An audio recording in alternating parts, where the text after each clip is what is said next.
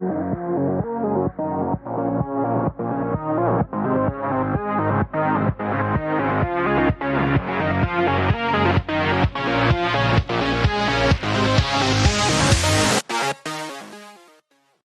everybody, I am Katrina from InCat Trust, and this is another one of my TV show review videos. But before I get into the show, please don't forget to click on that subscription button, click on the bell to get notifications about any new videos I have coming up. Now, it is very rare when I find a TV show that I completely like from beginning to end. Normally with TV shows, especially if it's a series that's completely finished, we get to that last season and it's not hitting the same, it's not the same level of emotion I felt when I first watched it. However, this particular show only had one season, and I guess it was, I mean, I do want to know, I guess when I start explaining, I do want to know what happens next because, I was invested. But I actually enjoyed the show from beginning to end. So the show is called Prince of Tennis Match Tennis Juniors, and it is a Chinese adaptation of the manga Prince of Tennis, which was written in Japan.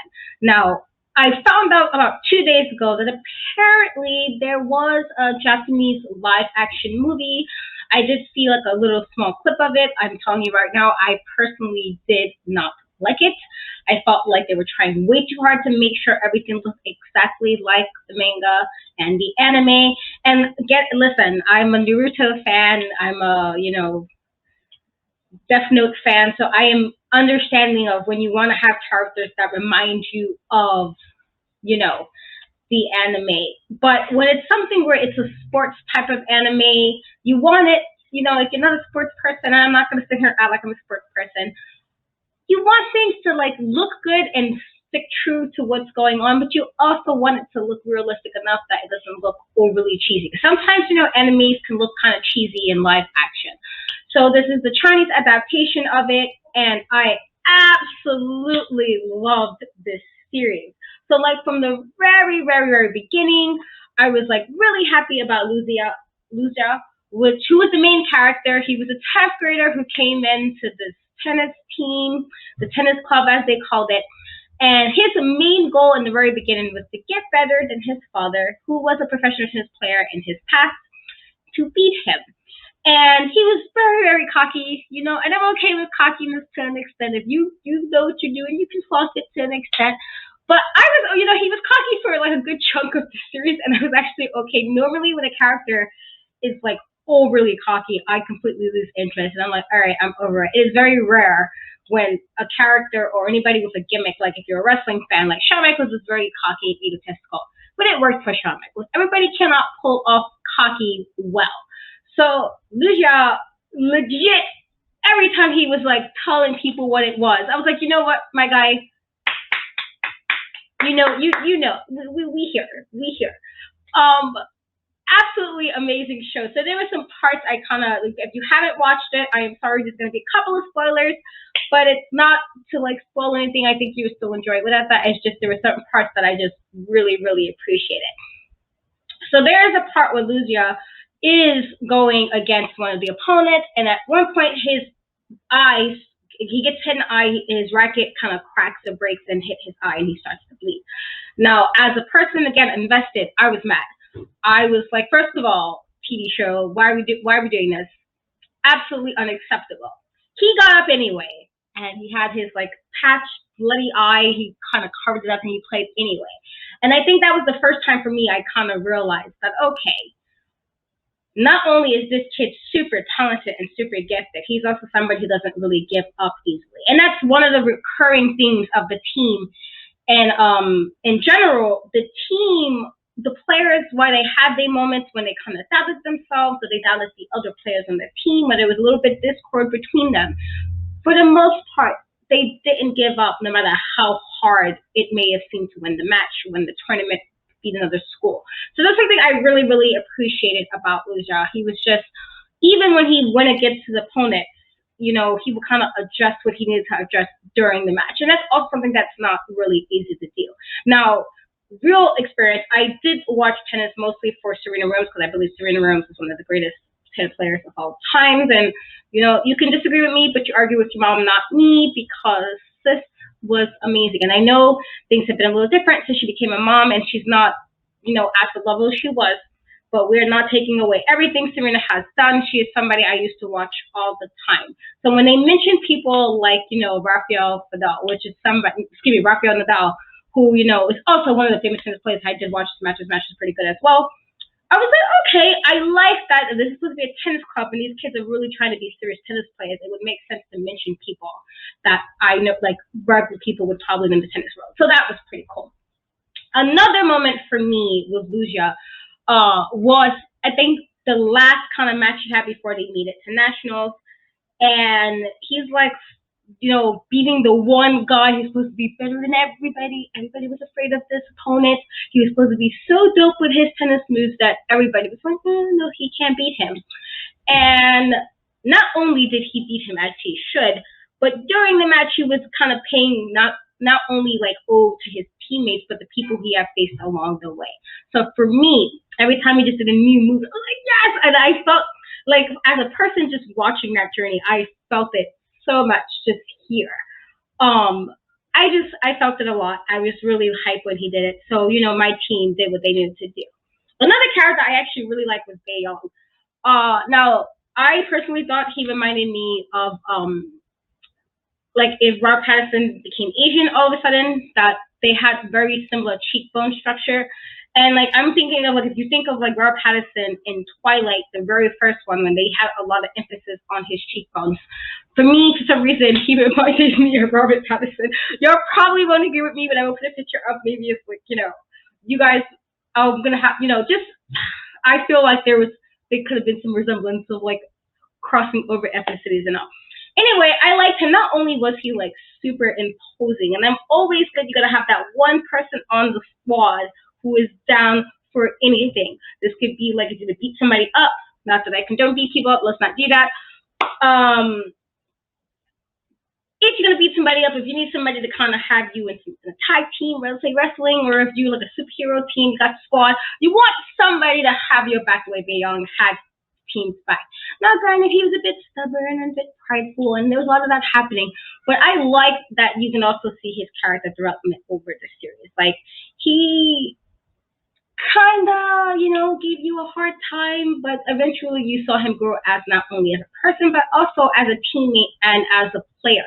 And that was something that was, again, really important to see. As a writer, it's always good to see really good character development. I felt like they did really good of letting the characters develop in the time that we got the episode. So that was pretty cool. Another person that I really liked was the Captain Soyoung. I'm hoping I'm pronouncing that right. Please forgive me if I'm not. He was the captain. Again, he was supposed to be super dope, that everybody wanted to face him in other teams. Everybody was like, oh my God, we got to face the captain. We got to face the captain. So for me, I'm like, let's finally see what he can do. So we didn't see what he could really, really do towards the end of the series for the season. And I was even more annoyed about how he got his injury, and I don't want to spoil that, so if you haven't watched it, you'll see why. But I was upset. So to see him like push himself and push himself and push himself, that was, again, while insane, and I was like, again, stressed as a fan, I was stressed about it. It just lets you see who there was as a team. They were just so determined, and they didn't let like the bad things necessarily deter them from what the goal was. So I really, really appreciated him as well. He was also one of my favorite characters. Now, there's one character that I said he was like my 2 or 3, like kind of up and down through the series, but then towards the end of the final episodes, he went to like number 1, and he stayed there until the show ended. So Zhao Ji, just, first of all, again, if you know me and you know how I am about my characters, I love a character that's kind of badass, but they're super chill, and they don't gotta brag, and they don't gotta put up a front and be egotistical. Zhao Ji was like the perfect homie you want in your corner. You want the partner that got you, but they're not gonna get you some shit. Like, they're not gonna keep talking, and now you kind of have to be like, God damn, now I gotta deal with this because you couldn't shut up. Like he was the homie. So my favorite Zhaoji moment is during this match with the guy. He was a douche canoe. This guy just kept trying to hurt other players. He hurt some other guy from the other team. He hurt one of the members of my squad and Logier. So I was already like not feeling this guy. So he was talking all this smack like he was gonna just demolish, Zhaoji. And Zhaoji had to let him know and kind of bust his ass. So before we got to that match, it was the match where he kind of, Zhaoji was kind of a character who didn't really take things too serious because he was that good. He was called a tennis genius. He was so good that he never really had to play hard. So he played a bit hard, and he gave one of his returns, which was the white whale. So he did this move, and then the white whale did like this splash with the tennis ball, and then the ball ended up back in his hand. And I was so hyped about that moment that he became number one off of that one moment. Like, yo, like this, you'd hold me for real, like you my guy. So he became the number one homie of the series after that. So the match with the guy who was a bit of a douche canoe, he hurt him so Zhaoji could not see. And you kind of see this is how nice Zhaoji is, that he beat his ass as he should. With his eyes blinded, like he couldn't see well. He had his eyes closed the whole time, but he was so one with tennis and one with the ball and the wind that he bust his ass as he should. So he was just my favorite character, absolutely my favorite character. I absolutely loved him. I loved him so much. I also really liked the relationship between Lao Jie and Q Ying. I hope I'm pronouncing her name right. I just really, really, really like Q Ying. I'm hoping that's the name. But I liked the relationship between the two of them too. It was really cute and like earnest. Granted, she was a little bit extra at times, and I was wondering where her parents were, where she was just kind of always with the tennis team. But it was still a really cute thing, and you can also see that kind of blossom at the end as well, where it was like he kind of seemed a bit annoyed with her at first, but then he seemed like he also appreciated how she kind of always supported him. So if I am rating this show out of like 5, I would give it a perfect 5 stars. This show had me all in my feels. I was super emotionally invested. I was like super hyped for the end. It does sadden me that Netflix did not go with another season, kind of see what happens after the team made it to where they needed to make it to nationals. But because I was invested. I kind of want to see what happens next. But for what we got in the first season, there were 40 episodes. It was an amazing 40 episodes. Again, it is very rare when I say I like something that much. So this is probably one of my top 5 anime type shows. And I don't put that lightly because everybody knows like Naruto is one of my top 5 as well. It's very rare when I put a show that high in my list. But again, I was completely invested. I enjoyed the character development. I enjoyed the characters, the relationship between them.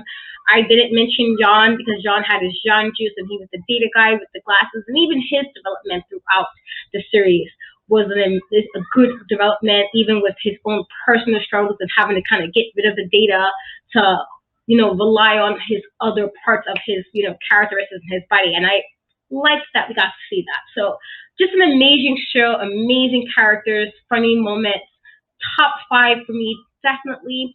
If you haven't watched it, please, please, please go check it out. And I know I gave you some spoilers, but I feel like those spoilers, even with me saying them, I feel like you probably will still enjoy the show. So, don't put too much stock into it. If you have seen it, please tell me in the comments your favorite character, your favorite moment. Who was your homie? Like Zhaoji was my number 1 guy of the squad. So tell me who your moments. I look forward to reading your comments. Thank you again for watching me tell you one of my reviews of another TV show. Please don't forget to like, comment, and subscribe to In Cat We Trust. And until next time, I'll catch you then. Bye.